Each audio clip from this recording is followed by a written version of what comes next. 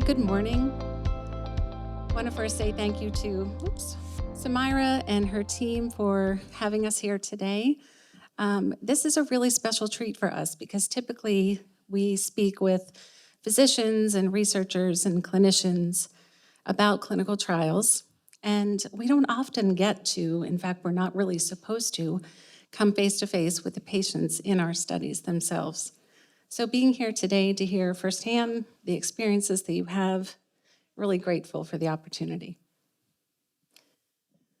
So first of all, thank you. What are clinical research studies? I think a lot of people hear advertisements on the radio, the internet, they see ads looking for volunteers to take what feels like a very unexplored compound or a device and put it into your body or on your body. And it's scary, right? It's something that nobody else wants to step forward to do. But clinical research studies are necessary. Let's take a quick poll. How many of you have taken, it's a sensitive button, how many have taken a prescription medication? Raise your hand. Most everybody. Congratulations if you haven't. So how many of you have participated in a clinical trial? Oh, we have a few hands. That's wonderful. It really takes a special person to be the volunteer, to put themselves out there and test something for the greater good of other people. So thank you for your participation. I hope it was positive.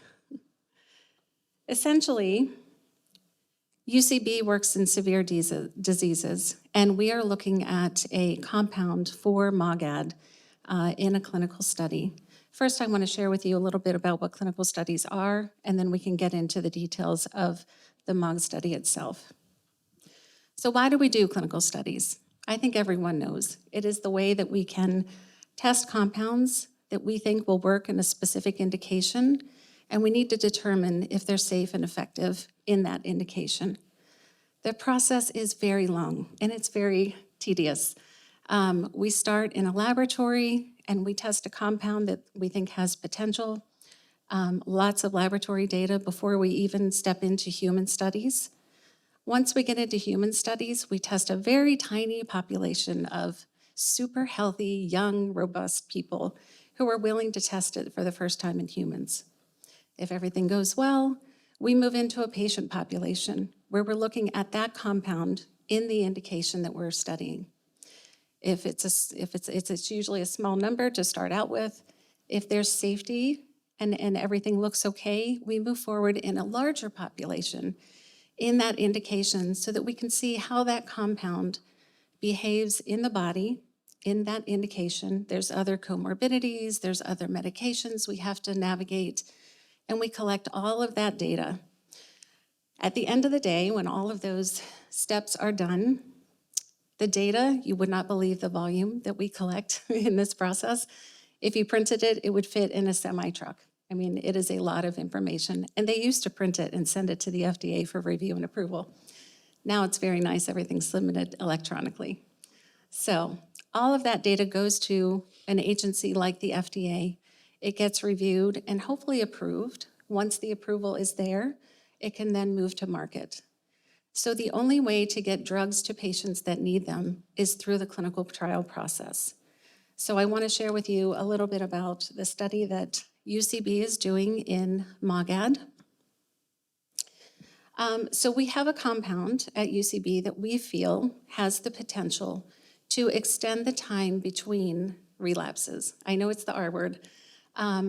If you are a multiphasic, non-monophasic patient with MOGAD, we are looking for patients that have active MOG relapse activity because what we're trying to measure is the time between relapses. So we're hoping that the product that we're developing can extend that period. There's an investigational product that is given, and I'll talk more about that in just a minute, but it is currently open and enrolling patients. So let's talk about the product that we have. The formal name is rosanolixizumab. It's a mouthful. It's another mAb drug.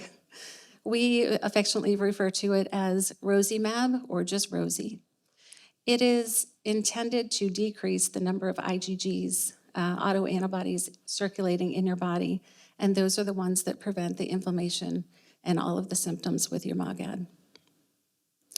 This product is given subcutaneously, which means it's a very slow infusion under your skin, typically in your abdomen.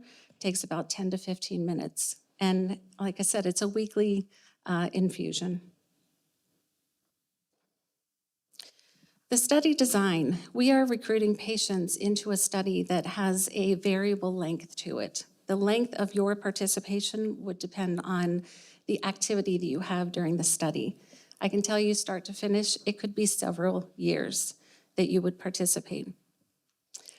If you were to volunteer, clinical research is always voluntary. If you volunteer to join the study, you are just as welcome to leave the study at any point. You are not obligated to stay in once you start your participation. Everything about it is very voluntary. I wanted to point that out to begin with. You would start with a 4 to 6 week screening period. Your study physician would do some general assessments of your health, lab work, MRI, OCT, and get a baseline assessment of where you are in your disease activity. Now, we have a protocol that the physicians follow, and the protocol has very specific eligibility requirements.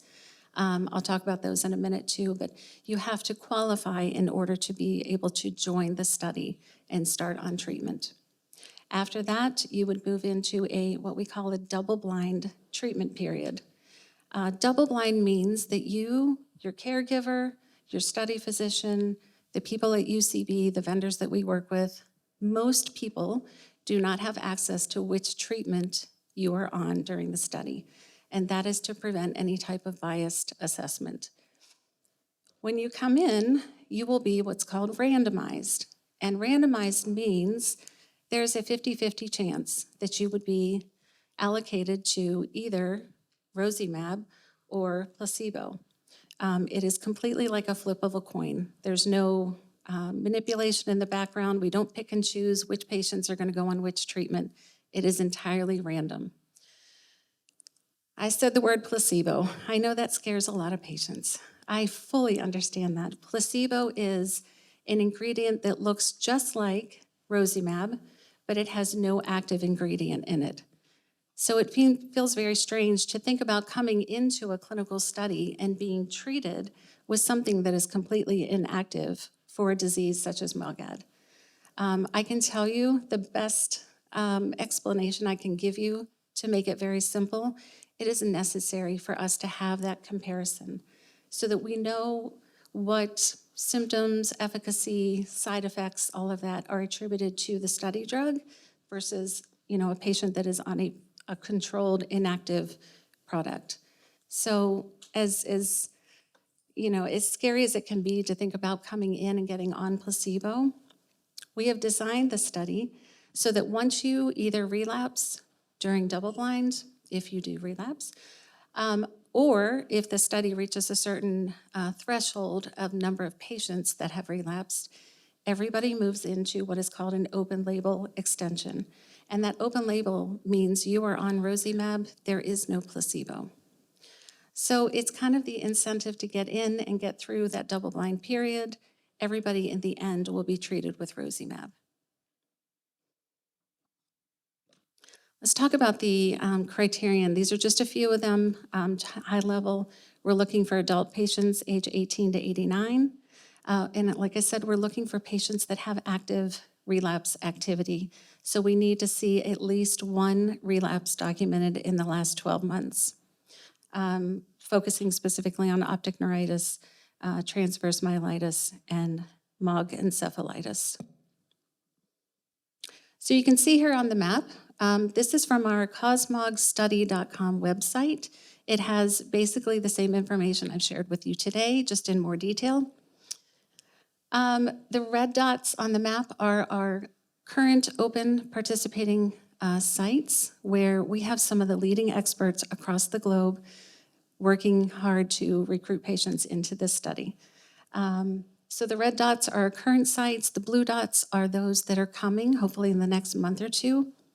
And what I can tell you about this is the United States is a big territory.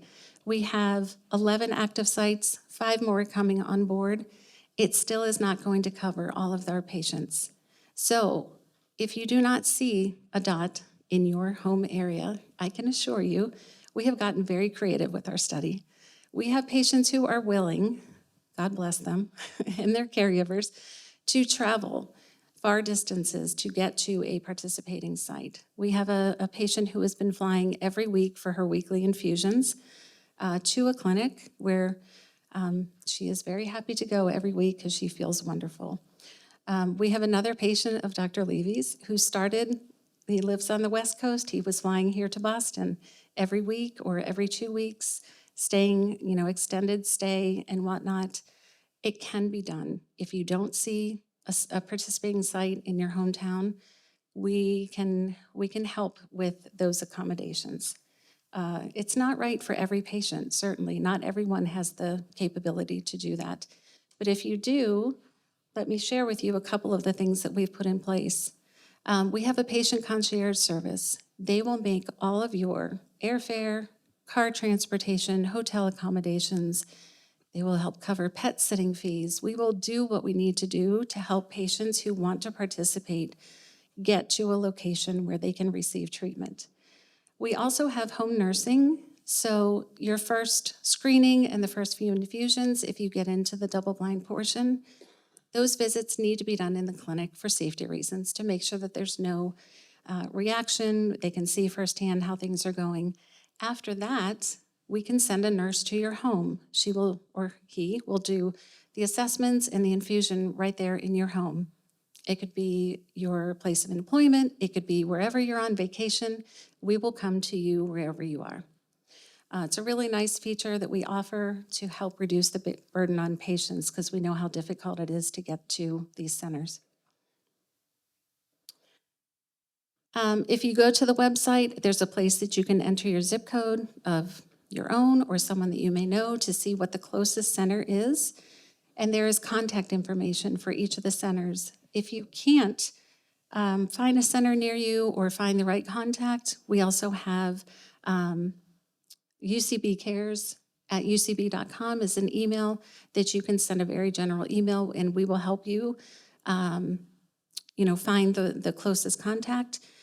Certainly, Samira or anyone from her team could put you in contact with one of our physicians or someone at UCB to help get you connected. So really, I think without clinical trials, we don't have a chance of finding those treatments that are available to patients with MOGAD.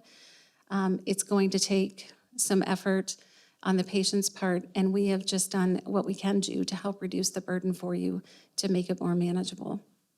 So we're here the rest of the day. If you have questions, have anything you want to talk to us about, I have colleagues here with me, Daniel Hartig from our patient engagement team, and Teresa Gasala, our study physician on the program.